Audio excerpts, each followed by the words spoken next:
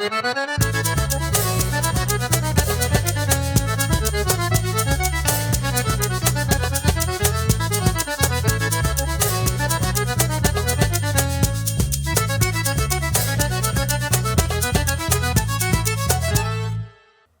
meu amigo Ariston, te vejo muito tranquilo, tudo bem?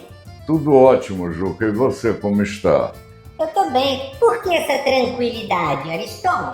Tranquilidade porque eu faço uma projeção futura do Brasil e vejo que, apesar das idiosincrasias internacionais, do comportamento atípico do presidente da República dos Estados Unidos, que cismou com o Brasil e com a Índia, o Brasil vai superar tudo isso e vai se tornar uma potência. E o que é importante o Brasil se tornar uma potência? É melhorar o bem-estar da população, acabar com esse negócio de miserável no Brasil, acabar com favelas, com comunidades, fazer bairros populares com assistência de saneamento, energia elétrica, água filtrada. Há 20 ou 30% dos brasileiros que não têm acesso a banheiro, que não têm acesso a vaso sanitário. Num país que alimenta o mundo como é o Brasil, isso é inconcebível.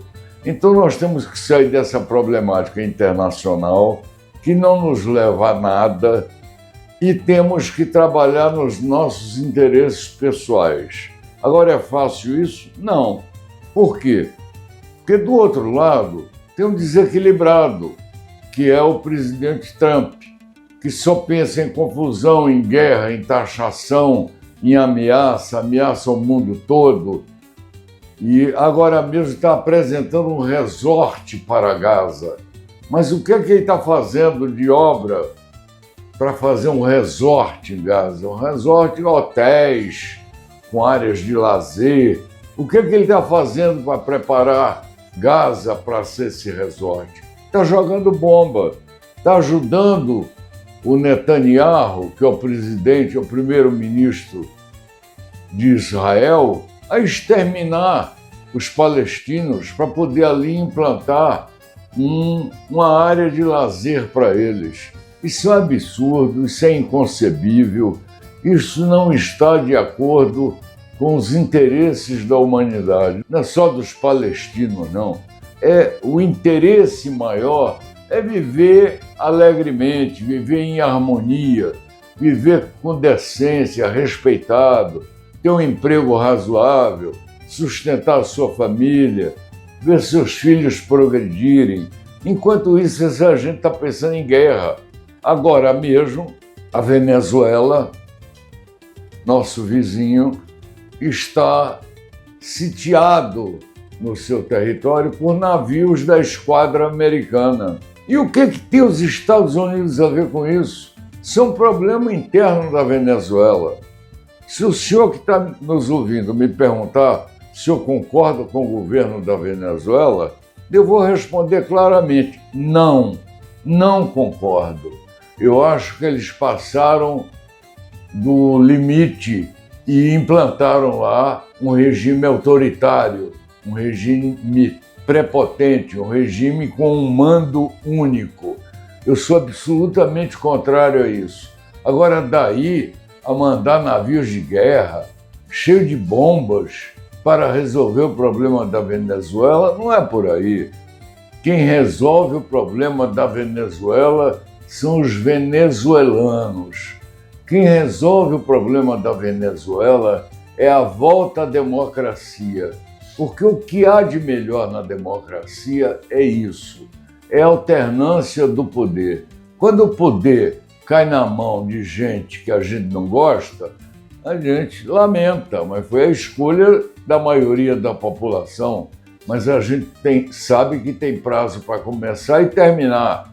Daqui a 4 anos muda o regime e pode vir um presidente que seja acolhido por todo mundo. Na Venezuela não é bomba que vai resolver, é nós influirmos, nós, o mundo, para que volte a democracia lá. A última eleição que teve lá, visivelmente foi fraudada. E era isso que a gente devia estar contestando, esse regime eleitoral da Venezuela. Como contestaram do Brasil, só que o Brasil não tinha nada de errado, estava tudo certo. Todas as máquinas que captavam os votos, o voto eletrônico, todas elas foram auditadas e todas elas confirmaram o resultado. Aquilo foi uma mentira para a permanência no poder de quem já vinha com arroubos autoritários para tomar conta do país. A democracia foi instituída há mais de 600 anos e dividiu-se entre executivo, legislativo e judiciário. Então basta que um desses poderes funcione mal para que haja um desequilíbrio no país. O desequilíbrio hoje no Brasil está no legislativo. Os deputados e senadores estão trabalhando em causa própria. Juca, você sabe disso. Você é cangaceiro, você vive no meio da caatinga, você tem uma tropa de revoltados te acompanhando. Eu nem sei se tem, mas você diz que tem. Eu acho que revoltado só você, mas tudo bem. Você é um revoltado simpático. Você fala muito na peixeira, no fuzil, mas eu nunca vi você com arma nenhuma. Então eu admito que isso seja só da boca para fora. Nós precisamos ter um legislativo decente, honrado, que pare de criar leizinhas para facilitar a sua vida. E mais, não são leizinhas não, são leizonas. Porque, por exemplo, como é que alguém pode se comportar contra a lei da ficha limpa? A lei da ficha limpa foi uma exigência da nação brasileira.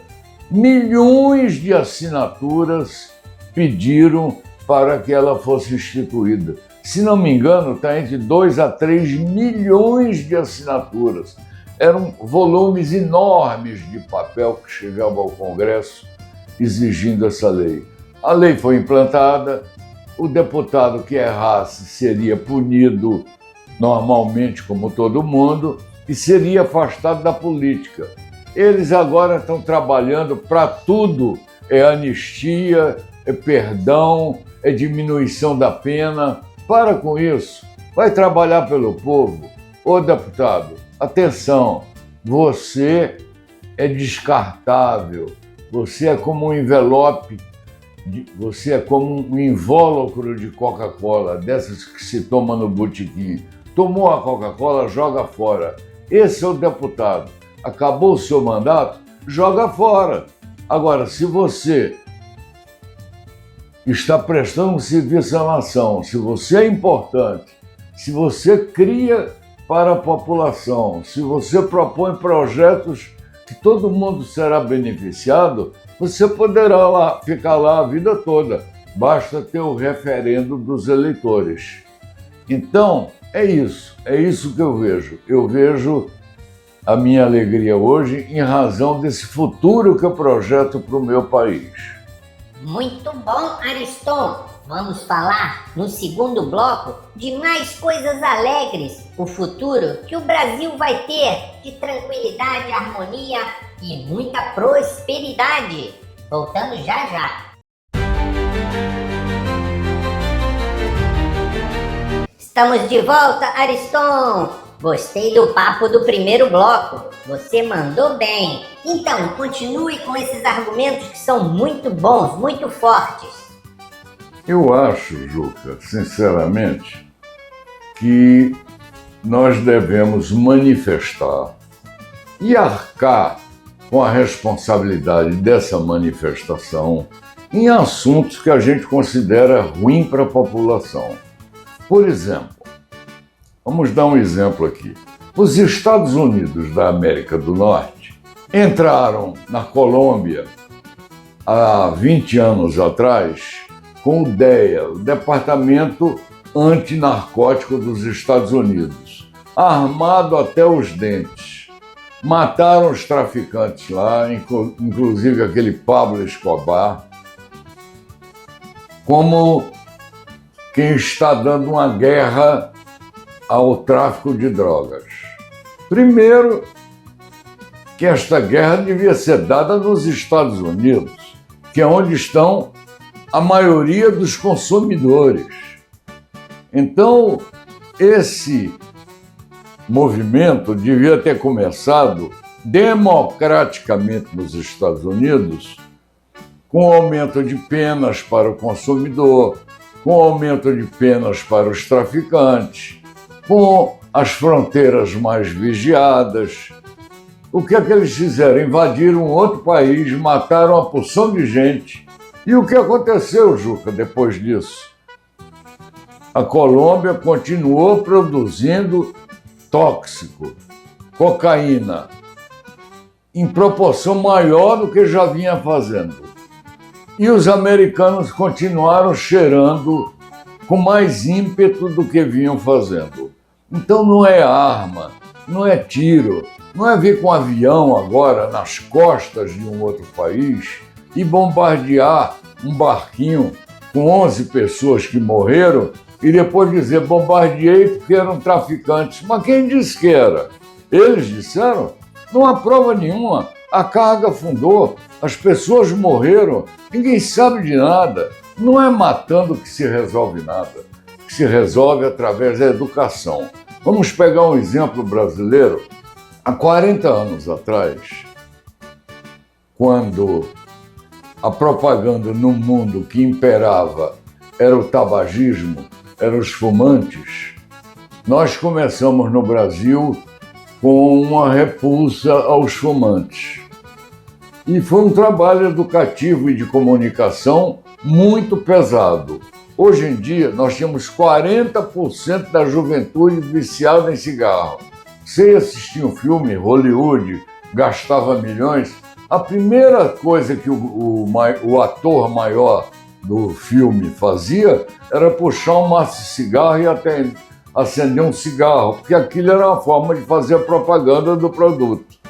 Depois isso passou a ser proibido no Brasil, depois passou a ser proibido vender cigarro para menores, depois passou a ser proibido fumar em restaurantes, depois proibido fumar em órgãos públicos e por aí foi. Vários procedimentos foram tomados.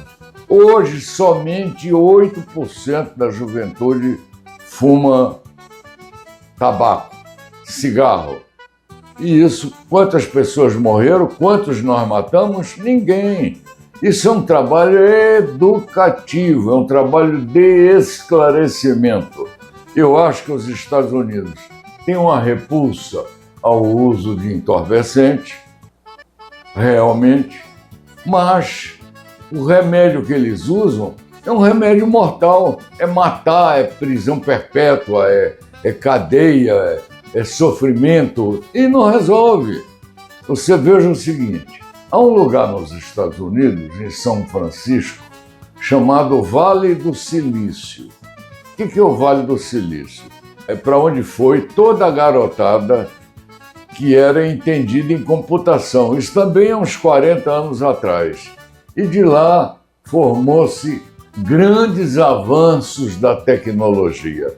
Todo mundo passou a dominar a tecnologia e surgiram essas grandes empresas, essas big techs de tecnologia. Isso foi útil para a civilização? Foi muito útil. Muitos computadores, muita gente foi substituída por computadores, muitas coisas se resolveram mais facilmente. E isso foi através de quê? Foi através da educação. E por que eu toquei nesse assunto? Porque dizem que o foco de maior consumo de entorpecente nos Estados Unidos são as pessoas que estão no Vale do Silício.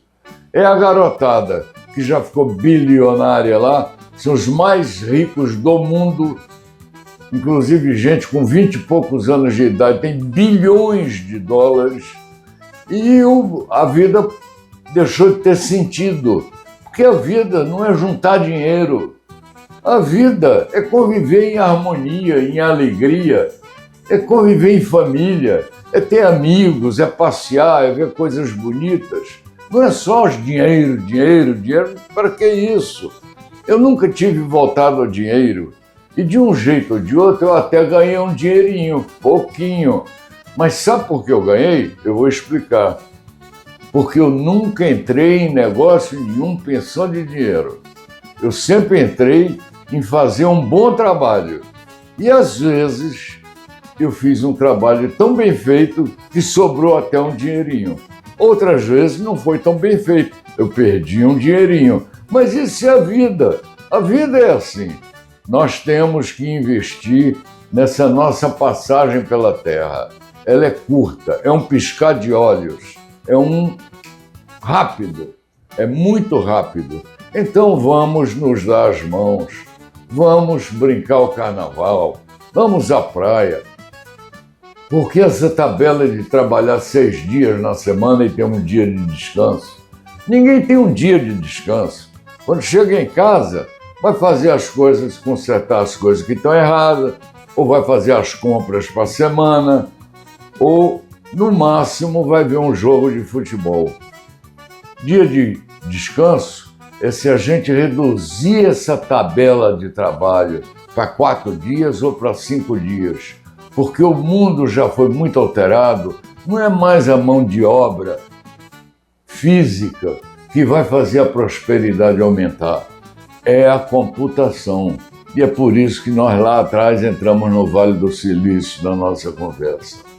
Vamos diminuir esses dias de trabalho e a população vai viver melhor, vai descansar mais, vai conviver mais com seus amigos, com sua família, vai se inteirar mais dos assuntos e vai se divertir pela primeira vez.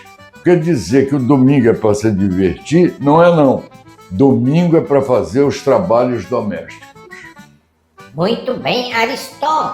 Eu ajudo, eu faço tudo. Domingo, segunda, terça, quarta, quinta. Mas você tem razão. O povo que trabalha precisa também de um tempo para curtir a vida. Ser feliz. É isso aí, Ariston. Vamos fazer um intervalinho, vamos? Vamos sim.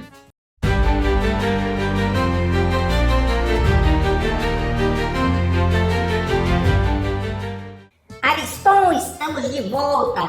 Olha, eu gostei daquele papo de diminuir carga horária de trabalho. Você quer falar mais sobre isso? Eu gostaria até de ter uma informação sobre isso. Eu acho que nós devíamos perguntar a Renata, lá em Brasília, o que os políticos estão fazendo para conseguirmos essa diminuição de carga horária. Boa ideia, Ariston. Renata, a palavra é sua. Entra aí no nosso manicômio especial. Olá, Ariston. Olá, Juca. E um abraço especial aos amigos do Manicômio da Política. Aqui em Brasília, um dos assuntos em pauta no governo é a proposta de redução da jornada de trabalho semanal. Os empresários estão batendo forte contra a ideia, alegando que isso vai gerar aumento de custos, perda de competitividade e até risco de demissões em massa. Já no Congresso, muitos políticos defendem que essa redução pode melhorar a qualidade de vida dos trabalhadores, gerar mais empregos e até aumentar a produtividade no longo prazo. O clima é de divergência pesada, com muitas negociações de bastidores. De um lado, pressão dos setores produtivos. Do outro, parlamentares tentando mostrar sensibilidade social em ano pré-eleitoral. O que podemos esperar? Muito embate, muito discurso e talvez um meio termo que agrade a uns e desagrade a outros, como sempre na política. Volto com vocês aí no estúdio. Como os senhores podem ver, existe um pensamento divergente a respeito disso. De um lado, os empresários forçando para que seja mantida a carga horária e, do outro lado, o trabalhador querendo mais liberdade. Por que os empresários estão firmes nessa posição? Porque hoje em dia, para funcionar no sábado, o comércio ou a indústria tem que pagar horas extras. E eles não querem pagar hora extra, eles querem produção noite e dia para aumentar o seu ganho. Há um pouco de egoísmo nisso, há muita gente querendo se locupletar do trabalho dos outros sem pensar no bem-estar da população. Eu sou absolutamente favorável à diminuição da carga horária. Absolutamente. Nós podemos pegar um exemplo na nossa vida, no nosso cotidiano do Rio de Janeiro, no trabalho da polícia. Não raro você encontra policiais nervosos, estressados. Isso é o quê? É muita pressão, isso é muito trabalho. O senhor imagina, o senhor tem uma atividade que o senhor sai de casa com uma arma para enfrentar um bandido que não teme nada e em segundos o senhor vira um assassino, matou uma pessoa. Então este trabalho tem que ser feito por uma pessoa que esteja descansado, que esteja equilibrado, que não tenha problemas de dúvidas mentais sobre o trabalho dele. Isso é possível com menos trabalho e com menos estresse. Eu dei o exemplo máximo, que é a polícia, mas dou o exemplo mínimo. Por que é que a pessoa vai trabalhar para a alegria dos outros no fim de semana, vai abrir restaurantes, vai preparar drinks lá para quem tem dinheiro e não ganha um pouquinho a mais? Não tem cabimento isso, tem que ganhar sim. Senhor empresário, para um pouco, pensa um pouco no seu vizinho, na população. É por isso que a gente chega numa cidade como São Paulo e encontra, cercando os bairros mais ricos, comunidades enormes. E no Rio de Janeiro também. Por quê? Porque não há um plano de habitação para essa comunidade. Não é que ela é teimosa e vai para lá, não. Ela age com razão, ela tem que morar em algum lugar. E se o lugar que se apresentou foi aquele, é ali que ele tem que morar. Nós temos que ver o que é da conveniência deles. E não adianta pegar essa população e jogar para dezenas de quilômetros de distância de onde ele trabalha. Tem que criar as condições de trabalho no local. E é isso, um plano de habitação para melhorar a condição da população passa por isso, criar também condições de trabalho. Sabe o que eu queria falar agora, ouvir de você? A história da política internacional. Estão lá vários líderes se encontrando. O que você tem a dizer? Eu tenho a dizer, Juca, boa pergunta essa sua, que isso ocorre em razão do comportamento exclusivamente de responsabilidade do senhor Trump. Por quê? Porque ele assumiu a presidência da República dos Estados Unidos como o patrão do mundo. E ele não é o patrão do mundo. Então saiu aumentando taxas de importação para todo mundo. Quem quiser vender para os Estados Unidos ou comprar tem que pagar 5, 6 vezes mais do que vinha pagando antes. Mas antes havia um equilíbrio, estava todo mundo feliz e desequilibrou o processo. Ele conseguiu mexer com todo mundo e conseguiu agregar contra ele forças poderosas que poderão modificar essa relação internacional. Você encontra agora os dois países mais populosos do mundo. Em primeiro lugar é a Índia, foi a China, agora é a Índia e a China juntos com a União Soviética. Esses três têm uma população equivalente ao restante do mundo. Então veja que situação está se criando, blocos divergentes que amanhã pode estar se desentendendo até belicamente. Isso é um tratamento desigual, é um tratamento prepotente e arrogante do governo americano. Ou eles se enquadram ou vai dar errado. Ariston, vamos ouvir então o Big Bob para ouvir as últimas notícias dos Estados Unidos? É ótimo isso. Vamos saber como anda essa política internacional. Olá, Ariston. Olá, Juca. Olha só, aqui nos Estados Unidos o clima é de preocupação. Enquanto o Trump continua distribuindo sanções para todo lado, do outro lado do planeta estão rolando reuniões pesadas entre Rússia, China, Índia e até a Coreia do Norte. É como se fosse uma turma de superpoderosos se juntando para dizer: olha, América, a gente também manda no jogo. Com essa crise internacional, guerra de um lado, ameaça de outro e navio sendo mandado para tudo quanto é canto, o mundo inteiro fica com a pulga atrás da orelha. O que podemos esperar disso tudo? Mais tensão, mais disputa de poder e a sensação de que o planeta virou um verdadeiro tabuleiro de xadrez, só que com peças que podem explodir. O jogo tá ficando cada vez mais perigoso. Ele nos deu informações preciosas. Deu informações, por exemplo, que junto à União Soviética, a China, a União Soviética não, a Rússia, a China e a Índia, já tem a Coreia do Norte. Os senhores sabem quem é a Coreia do Norte, né? É aquele baixinho, gordinho, chamado Homem-Bomba. Então veja como essas coisas vão se infiltrando e daqui a pouco está criado um caos internacional.